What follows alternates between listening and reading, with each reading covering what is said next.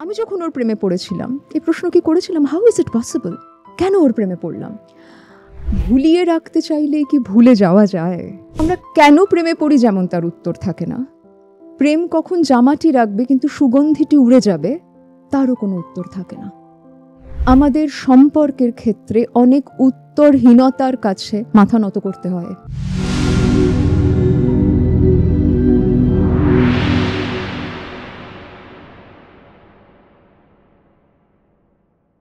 এখন সম্পর্কের বিচ্ছেদ এটা খুব জীবনের একটা স্বাভাবিক অংশ, এবং ছেলেরা মেয়েরা প্রত্যেকেই এখন মানে চাকরি হোক, পড়াশোনা হোক, বাস্তব জীবনে ফ্রিল্যান্সিং হোক, বিভিন্ন কাজে তারা ব্যস্ত। আমরা কোনো একটা সম্পর্ক কেটে গেলে আমরা ভাবি যে ব্যস্ততা দিয়ে সেটা মিটে যাবে। দিনের শেষে যখন রাত নামে, একা ঘরে কেউ বসে আছে, আমরা এখন তো রাত্রিবেলা ওই সোশ্যাল মিডিয়াটা স্ক্রল করতে আরম্ভ করি। বহু মানুষের সমস্যা যে দাদা আমার গোটা দিন ভালো যায়, আমার হয়তো 2 বছর আগে একটা রিলেশন কেটে গেছে, আমার রাতটা কিছুতেই কাটে না। ঠিক সেই মানসিক সিচুয়েশনে তার কি করা উচিত? এই বিচ্ছেদ পরবর্তী যে সংকট, এটা সত্যিই খুব বাস্তব, ঘোর বাস্তব অরিজিৎ। এবং আমিও বহু মানুষকে পাই যারা ভুলিয়ে রাখতে চাইছিলেন। ভুলিয়ে রাখতে চাইলেই কি ভুলে যাওয়া যায়?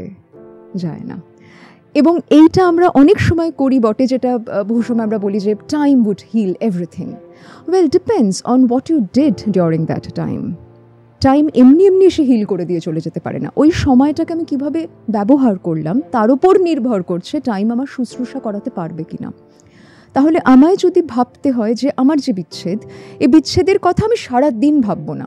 ঠিক যখন রাত নামছে, যখন আমি অন্য কাজ থেকে বিরত হচ্ছি, আমার মনও অপেক্ষা করেছিল কখন আমি একটু কাজ ছাড়া তার কাছে বসবো।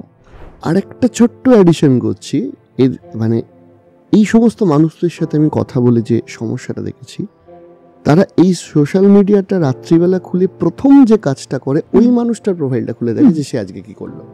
যেটাকে আমরা অনেক সময় তাত্ত্বিক ভাষায় আজকাল বলি, বিভিন্ন যে ল্যাঙ্গুয়েজ উঠে আসছে, অরবিটিং, স্টকিং, ইত্যাদি। এই স্টকিং, অরবিটিং এর ক্ষেত্রে বিশেষ করে শব্দটা বলা হয় যখন এক্স ফিরে ফিরে গিয়ে দেখছো এখন কি করছে। স্টকিং যে কেউ যে কোনো মানুষকে করতে পারে, কিন্তু অরবিটিং এর ক্ষেত্রে আমরা সাধারণত একটা পুরনো বৃত্তে ফিরে যেন ঘুরপাক খাই। এটা তো একরকম, কিন্তু আমি বলছি যে তখনও যদি আমি সেটাও না দেখে অন্য কিছু একটা হয়তো করলাম, সাময়িকভাবে আমি নিজেকে কিছুক্ষণ অন্য কিছুর মধ্যে রেখে ভুলিয়ে দেওয়ার চেষ্টা করলাম। কিন্তু এটা কিরম জানো অরিজিৎ, মানে ধরা যাক আমার জ্বর হয়েছে, আমি ওষুধও খাচ্ছি না, আমি ব্লাড টেস্টও করাচ্ছি না, আমি ভাবলাম আমি একটু অরিজিতের পডকাস্ট দেখি, আমার মনটা কিছুক্ষণ শান্ত হয়ে যাবে, জ্বরটা নিয়ে ভাবতে হবে না। তাতে আমি আরাম পাবো ঠিকই, কিন্তু নিরাময় পাবো না, কারণ জ্বরের ট্রিটমেন্টটা করিনি। তো এই যে আমার বিচ্ছেদের পর বারবার ডিস্ট্র্যাকশন করে গেলাম, ডিস্ট্র্যাকশন দিয়ে তো আমি আদতে আসল জায়গাটাকে ফিক্স করলাম না। সেটা হচ্ছে আমার নিজেকে মেরামত করার অংশটা, নিজের সঙ্গে সেখানে কোথাও মুখোমুখি আসা। ঠিক যেরকম ট্রমা নিয়ে বলছিলাম, বিচ্ছেদ নিয়েও যদি আমরা একটু অন্যভাবে ভাবনা চিন্তা করতে পারি, প্রথম যে জায়গাটা দেখার দরকার আছে সেটা হচ্ছে যে দুজনের মধ্যে যে কেউ যদি একটা সিদ্ধান্ত নিয়েও থাকেন বিচ্ছেদের, সবসময় সেটার অ্যাকিউরেট টাইমিং হবে না। দুজনের একই সঙ্গে মনে হয়েছিল আর দরকার নেই, না আমারও অনেক বয়স হলো অরিজিৎ, খুব কম পেয়েছি, আমার এতদিনের ক্লিনিক্যাল অভিজ্ঞতাতেও কম পেয়েছি, ব্যক্তিগত জীবনেও কম পেয়েছি। এইবার যাকে বলা হলো আমি আর তোমার সঙ্গে থাকতে পারছি না, বা যে হয়তো বুঝছে যে আমার সঙ্গীর জীবনে হয়তো অন্য কেউ এসছে, দুর্বিষহ জীবন তার শুরু হয়। কারণ অন্যজন তো এবার মুভ অন করে যেতে পারছে, অন্যজন তো জানান দিচ্ছে। যাকে জানান দিচ্ছে, বিচ্ছেদের গল্প কিন্তু অনেক বেশি কষ্টকর তার যে জানান দিচ্ছে, সে তো চেয়েছে। তাহলে বিচ্ছেদের গল্পে দুজন থাকে, একজন যে চাইছে, একজন যে তখনও ছাড়তে পারছে না। যে তখনও ছাড়তে পারছে না তার তো অনেক বেশি যন্ত্রণা থাকবে। তার প্রথম যে প্রশ্নটি আসে, কি করে এমন হলো, কয়েক মাস অবধি তো সব ঠিক ছিল, তাহলে ও বলছে ও আর আমাকে ওইভাবে দেখে না, আমাকে আর ওভাবে ভালোবাসে না, হাউ ইজ ইট পসিবল? আমি বলবো সেখানে যদি আমরা একটা উত্তরের মুখোমুখি একটু দাঁড়াই। আমি যখন ওর প্রেমে পড়েছিলাম এই প্রশ্ন কি করেছিলাম, হাউ ইজ ইট পসিবল, কেন ওর প্রেমে পড়লাম? আমরা কেন প্রেমে পড়ি যেমন তার উত্তর থাকে না। প্রেম কখন জামাটি রাখবে কিন্তু সুগন্ধিটি উড়ে যাবে তারও কোনো উত্তর থাকে না।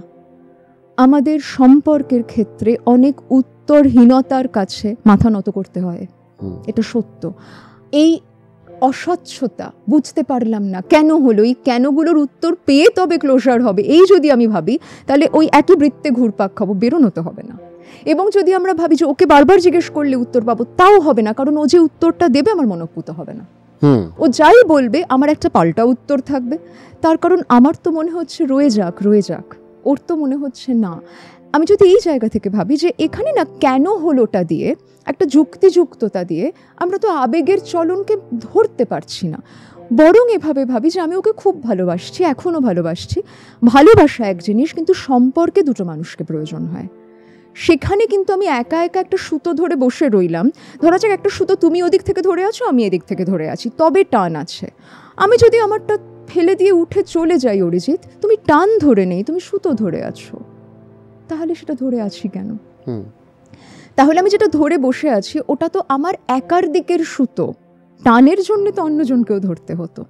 সে যদি সিদ্ধান্ত নিয়ে থাকে সে আর আমার সঙ্গে থাকবে না, তাতে আমার যতই কষ্ট হোক নিজেকে নানান রকম বুঝিয়ে বা ওকে কি করে কনভিন্স করানো যায় করলে আমি বিষয়টাকে কিন্তু আরও বেশি ঘোরালো করে দিচ্ছি।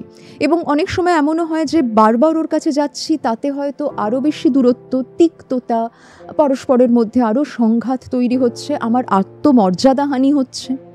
আমি সেখানে বলবো যে একটা দরজায় বেল দিয়ে যদি আমায় ফিরে আসতে হয়ে থাকে একবার, দ্বিতীয়বারের প্রত্যাখ্যান কিন্তু আমার হাতে ছিল, প্রথমবারেরটা ছিল না।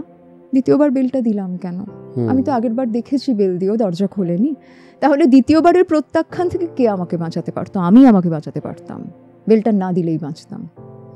আমি বাড়িতে বসে যদি প্রত্যাখ্যাত বোধ করে থাকি, বেলটা দেওয়ার পর তো আরও বেশি প্রত্যাখ্যাত বোধ করলাম।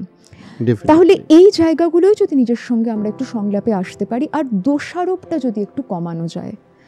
আমরা না অনেক সময় প্রেম ভুলে গিয়ে রাগ দিয়ে তার সঙ্গে জুড়ে যাই, তাতেও তো জুড়ে থাকাই হলো।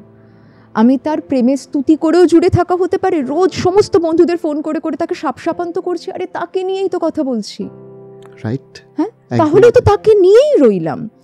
তাকে নিয়েই যদি থাকি তাহলে তাকে পেরিয়ে যাব কি করে? যখন আমি বলছি যে তোমায় আমি ছেড়ে দেব না, আমি এটা কেন ভাবছি না যে আমিও তো তাকে ছাড়ছি না? আমি যখন তাকে ছাড়ছি না তখন এই বিচ্ছেদ তো আমার কাছেও অনেক বেশি ওজন বৃদ্ধি করবে।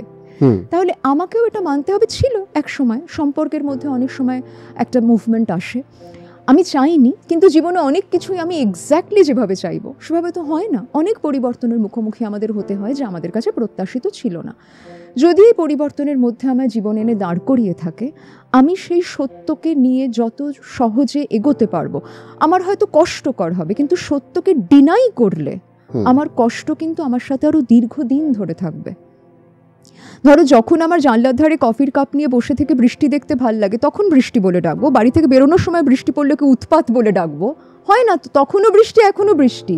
আমি চাইলে তার একরকম রূপ, অন্যরকম অন্যরকম টাইমে এলে অন্যরকম, তা তো নয়, দুটো একই।